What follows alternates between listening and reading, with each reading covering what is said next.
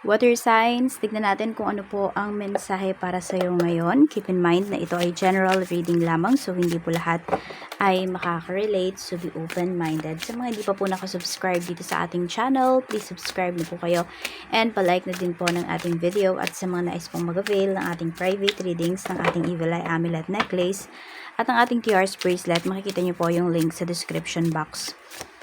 Tarot Intentions by Aliana Reyes. Okay. Tingnan natin. We have I love you. Sino ba tong super lambing sa'yo? Sabi ng mahal ka. Oh, mag-ingat kayo ha. Baka yung tao na yan meron lang kailangan sa inyo. May nabe-benefit po sa inyo. Kaya lagi kayong sinasabihan dito na I love you. Blocked. Ingat po kayo ha. Pinag-iingat kayo dito. Kasi pwedeng meron dito, ayan, kunwari, hindi nyo pinagbigyan yung taong to, baka i-block kayo. Or for some of you, kung nafe-feel nyo naman na parang ginagamit lang kayo ng taong to kasi may nakukuha siya sa inyo, i-block nyo na. Tingnan natin. Ano pa yung mensahe para sa'yo? Clarify natin yung block, spam, call text na yan ha. We have death card, need na ng pagbabago. So, yung iba po sa inyo, maaaring need nyo na po talaga na i-block yung tao na yan. Kung sino man yung tao na yan na nangungulit po sa inyo.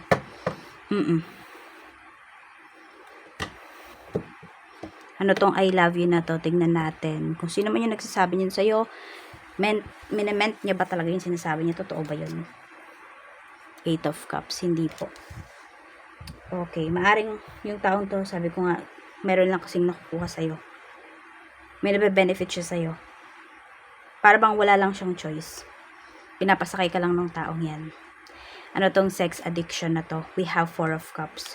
So, ayan po, yung iba sa inyo, pwedeng kung ang connection ninyo ng taong ito is pang physical lang, itigil mo na daw yan. Kasi yung iba sa inyo, pwedeng makakuha pa kayo ng sakit. Water signs. Tignan natin. Pagdating sa bahay, tignan natin kamusta ba. We have Page of Wands. We have 6 of Wands. So, pwedeng isa sa mga family members mo. May sinalihan na contest or sa school po ito. Ayan, may panalo kasi na sinasabi dito. May pagbubunyi. So, pwedeng may celebration kayo sa bahay ngayon. We have King of Wands. Meron naman dito, pwedeng kung may asawa po kayo, ayan, pwedeng umuwi na siya ng bahay. May nagbalik. Pero yung iba sa inyo, nagbalik to kasi hindi naman kayo magkahiwalay talaga, no? I mean, pwedeng nagkahiwalay lang kayo ng person mo because sa trabaho. Pero emotionally, kayo pa rin. Tingnan natin. So, ayan, may isa-celebrate dito. So, sabihin natin, makukumpleto na po ulit kayong pamilya. Sa career mo naman, kamusta? We have 4 of Swords. Sa career, parang walang pag-usad, 7 of Swords. May nananabutahi sa inyo dito eh. We have the World. Okay? So, kung magstay lang daw po kayo dyan sa trabaho ninyo ngayon, wala talaga kayong sense of fulfillment na mararamdaman. Kaya, tignan nyo yung paligid po ninyo. Matuto kayong magmasid. Kasi nga, may mga naninira dyan sa inyo. Meron din dito, pwede po na nasa ibang bansa na yung iba sa inyo. Pero, ayun nga, para bang nasa pa kayo, maling place pa kayo. Sa business, we have the Hermit. So, focus ka dito sa business mo.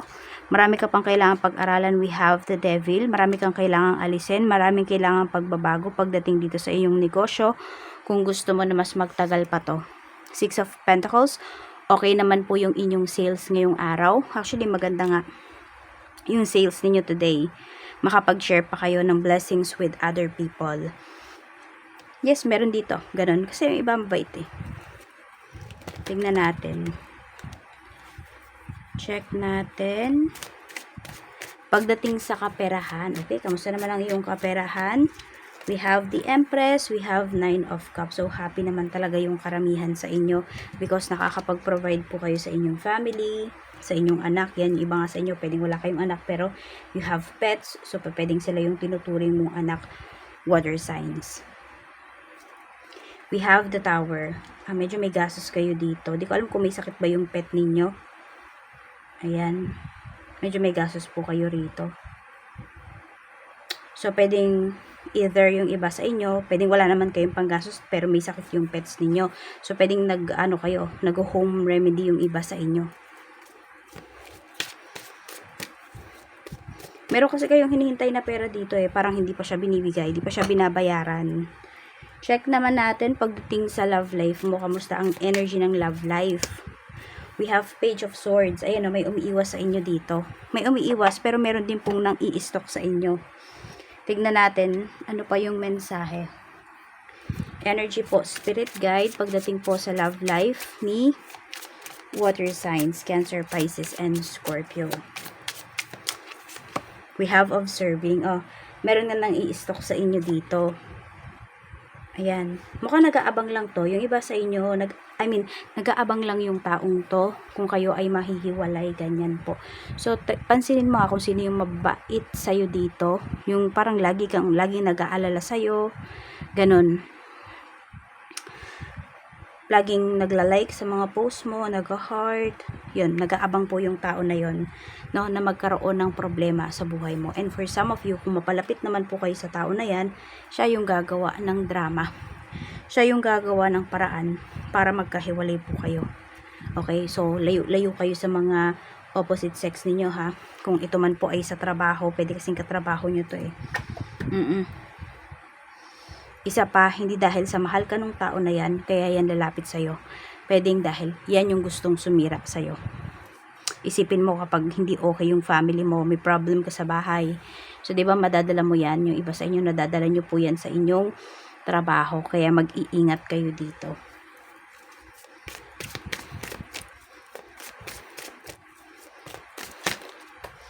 Okay. Yan, we have the Fool. Wag daw kayong papaloko. Yan po ang sinasabi sa inyo dito ni Universe.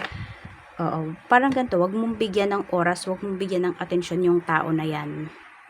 For some of you kasi, kapansin-pansin talaga yung tao na yan, Pwedeng isa siya sa mga pinakamagaling, kunwari sa trabaho. O kaya naman, malakas talaga yung sex appeal ng taong to. Yung tipo bang, pag may mga tao na lumalapit sa kanya, ayan, or nilalapitan siya, ina-approach niya, hindi nakakatanggi. Tignan natin. Kung single kayo, okay lang naman, Kung single kayo, pero kung in a relationship or married na yung iba sa inyo, iwas-iwas kayo sa taong ito. Ano yung pwedeng mangyari sa iyo ngayong araw na ito? Energy pa po. We have the Emperor. And we have King of Swords. Okay. 10 of Cups. Merong tao dito, na parang may pinangako tas hindi niya matutupad. So, pwedeng asawang po ito. Ayan. Or kapatid mo. Basta parang may lakad kayo na hindi siya matutuloy. Bigla bang naging busy? Hindi bigla-bigla ang lang to busy-busy yan. Naging busy po talaga. Kasi pwedeng meron siyang tawag na matatanggap mula sa kanyang trabaho. So, ayun. Parang pipiliin na naman niya yung kanyang trabaho over dito sa family ninyo. Pwedeng kahit naka-vacation siya, puro trabaho yung iniisip.